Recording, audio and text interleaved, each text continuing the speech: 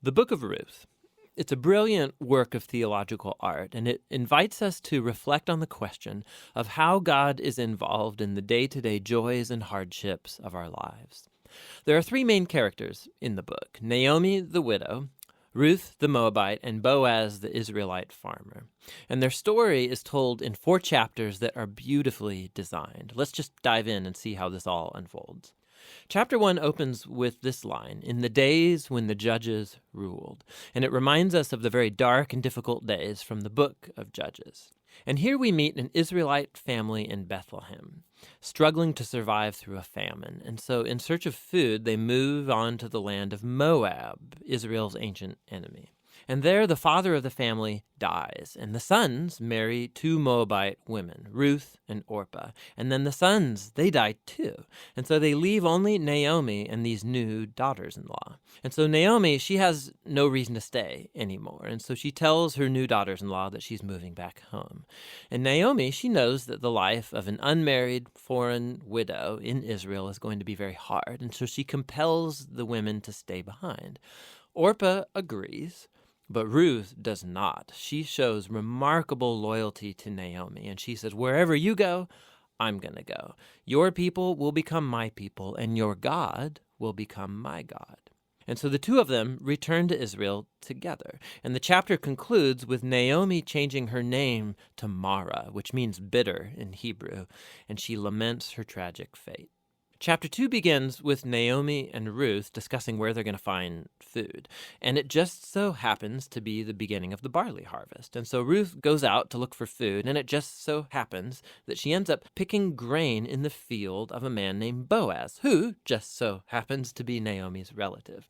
We're told that Boaz is a man of noble character, and he notices Ruth. And so after finding out more about her story, he shows remarkable generosity to her. He makes these special provisions so that the immigrant Ruth can gather grain in his field. And in doing so, Boaz is actually obeying an explicit command of the Torah to show generosity to the immigrant and the poor. Boaz is so impressed by Ruth's loyalty to Naomi. He prays for her that God will reward her for her boldness.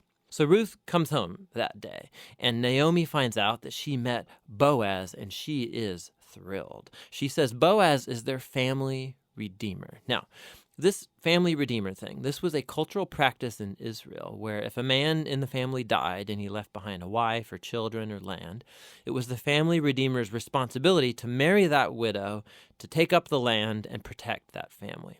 So Naomi, she begins to hope that perhaps there might still be a future for her family. Chapter 3 begins with Naomi and Ruth making a plan to get Boaz to notice their situation. So Ruth is going to stop wearing clothes of a grieving widow, and she's going to show signs that she's available to be married. And so Ruth goes to meet Boaz on the farm that night. And as she approaches, Boaz wakes up and he's totally startled. And Ruth makes her intentions very clear. She asks if Boaz will redeem Naomi's family and marry her. Boaz is once again amazed by Ruth's loyalty to Naomi and her family, and he calls Ruth a woman of noble character. It's the same term used to describe the woman of Proverbs 31. So Boaz tells Ruth to wait until the next day, and he will redeem both Ruth and Naomi legally before the town elders. And so the chapter ends with Ruth returning to Naomi, and they marvel together at all of these recent events. In chapter 4, it all comes together. It turns out, at the last minute, Boaz discovers there is a family member who's closer to Naomi than he is, and he's actually eligible before him to redeem the family.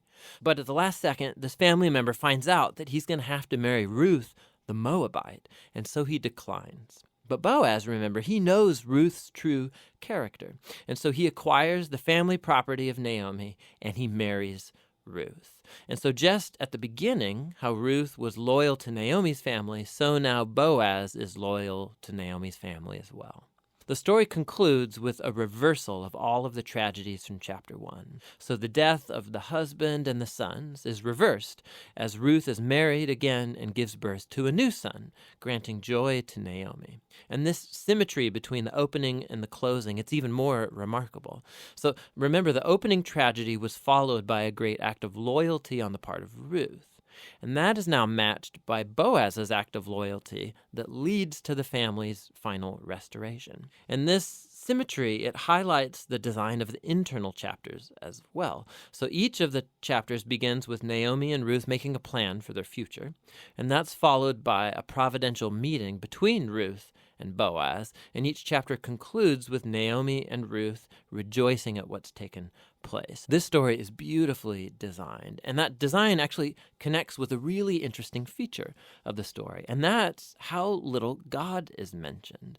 Right? The characters talk about God a few times, but the narrator actually never once mentions God doing anything directly in the story, and that's its brilliance. Because God's providence is at work behind every scene of this story, weaving together the circumstances and choices of all these characters. So Naomi, her tragedy leads her to think that God is punishing her, but actually the whole story is about God's mission to restore her and her family. And he's doing so through Ruth, through her boldness and loyalty, which brings healing to Naomi's life, but not without Boaz, who's a no-nonsense farmer who's full of generosity and loyalty. And so God uses his integrity combined with Ruth's boldness to save Naomi and her family. And so this story brilliantly explores the interplay of God's purposes and will with human decision and will. God weaves together the faithful obedience of his people to bring about his redemptive purposes in the world. And that leads to the real end of the story. The book of Ruth concludes with a genealogy, showing how Boaz and Ruth's son, Oved, was the grandfather of King David, from whom came the lineage of the Messiah. And so all of a sudden, these seemingly mundane, ordinary events in this story are woven into God's grand story of redemption for the whole world. And so the book of Ruth invites us to consider how God might be at work in the very ordinary, mundane details of our lives as well. And that's what the book of Ruth is all about.